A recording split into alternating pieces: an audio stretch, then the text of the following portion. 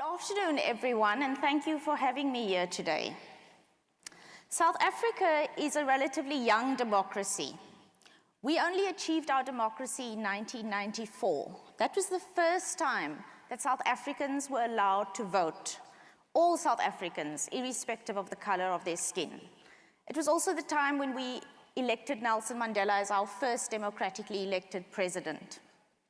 We could then start dismantling apartheid, and we enacted a very progressive constitution, one of the most progressive constitutions in the world. Our constitution, housing, the right to sufficient water, food, education, healthcare. But not only is the constitution progressive, it also serves as a bridge from our divided past, which was characterized by exclusion, to the present that's characterized by reconciliation, freedom, dignity, and equality. So the Constitution has really been a welcome departure from the apartheid past. Now, apartheid was based on racial exclusion in every aspect of our lives, and most particularly in terms of the ownership of land and where one was allowed to live.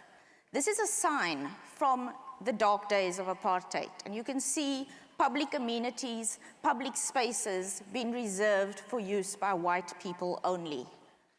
In stark terms, what apartheid segregation policies meant was that when human settlements were being planned, black, colored, and Indian townships would be located furthest away from economic activity and furthest away from cities, with white settlements being closest to the city, more investment into services and infrastructure going into those suburbs. And so what did that mean for a city like Johannesburg? Now, Johannesburg is referred to locally, we call it Igoli, place of gold. Johannesburg was built around the discovery of gold in the 1800s, and it's always been a wealthy city. But under apartheid, it was majority of the population were excluded from being part of the city or having a right to be in the city. If you were black, you needed a pass document to be in Johannesburg. But by the late 1980s, the dying days of apartheid, you had the pass laws were being relaxed. You saw a massive influx of black people into the inner city of Johannesburg. And what happened was whites left the city, moved to the suburbs, and you had a massive disinvestment happening within the inner city. And at the same time, you had white landlords charging exorbitant rents to black occupiers, and this led to people started to sublet properties, and massive overcrowding started to happen in the inner city buildings. So you'd have 2 or 3 families in a building putting massive strain on water and electricity and sewerage, and buildings started to decline. Landlords stopped paying over the rates to the city of Johannesburg, and eventually the city disconnected water and electricity. Is this sounding familiar for people from Detroit? And they were trying to recoup their losses, but you had a general decline in life in the inner city. And this overcrowding, general neglect of buildings, failure to pay water and electricity and rates led to the birth of what we call bad buildings. And bad buildings in the city of Johannesburg are really occupied, abandoned buildings that have been taken over by slum landlords. They're overcrowded. There's absolutely no services there. They're not meant to be inhabited. You've got no water, no electricity, no sewerage, no refuse collection. You can see the image there. People are dumping their refuse where they're living. They're structurally not sound. This is meant to get people from one floor of the building to another floor. They're infested with cockroaches, bed bugs. They're uncomfortable, they're unsafe, they're unhealthy. And this is an indictment on the post-apartheid state, really. These are recent images. These aren't images from 10 years ago. These buildings continue to exist, and people still live there. And let me be clear, these buildings are atrocious. No human being should have to live like that. but people do live there, real people like you and me. Commonly, security guards, informal traders, domestic workers coming to the city of gold looking for economic opportunity inhabit these buildings. Women give birth in these buildings and raise families in these buildings.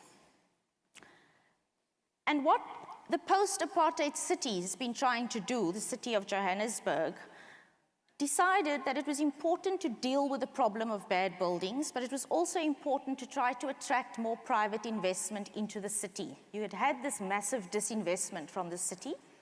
And so the city of Johannesburg came up with the inner city regeneration plan, which would get commercial property developers to take over bad buildings, and then rent them out for higher rentals for the middle and upper class population groups to be able to rent out these properties. But what did that mean for women like this woman? What did it mean for the people that were currently living in those buildings? Well, between 2002 and 2006, 10,000 people were evicted from the inner city of Johannesburg, the urban poor. This is a group called the Red Ants, the Department of Government that carries out evictions. They often do it forcibly with the assistance of the police, where they go in, they evoke fear and panic when they enter a building, remove people's belongings and people. And it was part of an operation that was meant to clean up the city. Very little sympathy by the population in South Africa for the urban poor being evicted. The perception is these are illegal immigrants, drug lords, sex workers, socially undesirable, and this is going to help clean up the city. And we're going to create a chic, smart, fashionable city, Johannesburg, where there's no bad buildings and there's no urban poor. But never underestimate the power of people organizing, and particularly within the South African context. And you had the urban poor coming together to organize themselves to resist these evictions. You must remember we come from a past of forced removals and forced evictions and not being allowed into the city. And people started to seek legal advice.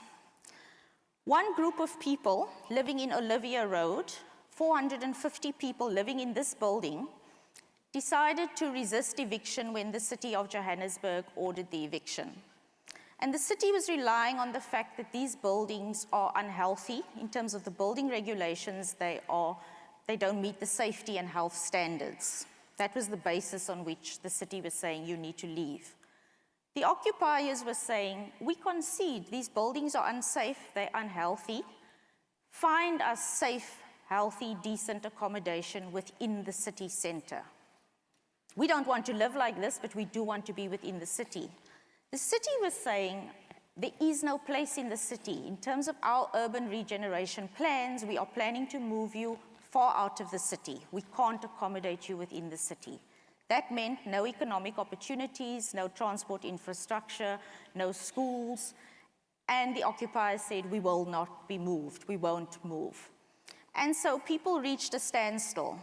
And lawyers got involved, human rights lawyers got involved, and decided to start relying on the right to housing in our constitution, to not make this about whether it's a bad building or a safe building, but to start looking at what the right to housing and the right to alternative accommodation means. And when the matter got to the Constitutional Court, everyone was quite surprised. The Constitutional Court didn't find in favor of the city of Johannesburg or the occupiers of Olivia Road. The Constitutional Court ordered the parties to go and meaningfully engage with each other in the light of their differences, bearing in mind the values of our Constitution. That was the interim order. Everyone was very skeptical. This was like, I mean, our history, you want everyone to sit around the table and negotiate on this. But the results were quite remarkable. The parties actually did go away and engage with each other, and after many months came to an agreement. You had the city of Johannesburg, town planners, civil society organizations, the occupiers themselves, sitting together and thrashing out what could alternative accommodation look like within the city center. social survey of what the needs were of the 450 people living there. And they actually physically went out to try to identify possible buildings and locations within the city of Johannesburg. And they found 2 buildings, which the city then agreed to refurbish. And so the result has been people in Olivia Road were moved into communal housing, very close to where the original building was, newly refurbished, kitchens, 1 family per room. People had to pay a reasonable rent if they could afford to pay a rent, and it wasn't temporary in nature. This was it was very important to people that this not be temporary, the solution. But I think this goes beyond the nice kitchen and the nice building that people moved into. This case has really changed the law in South Africa because the Constitutional Court, people went back to report to the court, and the court ordered that there's a duty to now meaningfully engage in all cases where an eviction is going to result in homelessness for people. People have to meaningfully engage to come up and find alternative accommodation, to accommodate the urban poor. And this is a victory. Here you see the residents of Olivia Road the day the judgment was handed down. It was a victory for them because it really changed the power dynamics between the urban poor and the city. We've all seen this story play itself out, where the city has a lot of power, are going to be pushed out. Here, the urban poor got a seat at the table to talk about what it meant for them to have a right to be in the city. This case has also gone much further because a few months after that, this duty was extended to private developers, where the court said this doesn't only apply to the state, where the state is going to evict and it's going to result in homelessness. Private developers who are going to embark on an eviction also need to start sitting with the city and occupiers to come up with alternatives as close as possible to the city center and the original place where the urban poor have been occupying space. So this has been an acknowledgement of the rights of the urban poor, but it's also benefited the city of Johannesburg because the city does want to go about its urban renewal plans. And this gave the city an opportunity to put forward its own case, its own budgetary constraints within the parameters within which it works. And it allowed us the urban poor, to start seeing what the city's constraints were and together to come up with some kind of solution. So I think the future meaningful engagement for us has meant that post-apartheid urban development can't perpetuate exclusion. It has to be about inclusion of the poor and the marginalized. Planning principles now have to embody meaningful engagement with the urban poor. And if you look at this image here, you'll see the image on the right. This is a park that was unveiled 2 weeks ago in the inner city of Johannesburg, very close to where the bad building used to exist. And I think this gives us some hope within our context in terms of what a concept like meaningful engagement can do. 2 sides were diametrically opposed. They came together and they came up with a united solution, both sides compromising and understanding each other. There's an African proverb that says, if you want to go quickly, go alone. If you want to go far, go together. And the concept of meaningful engagement is not only an effective way of dealing with problems considering our divided past, but it's also a much more sustainable way of dealing with problems. We have found a long way to go. This doesn't solve all our problems. We don't have a comprehensive housing plan for the urban poor as yet, but we do have legal duties now to not exclude the urban poor.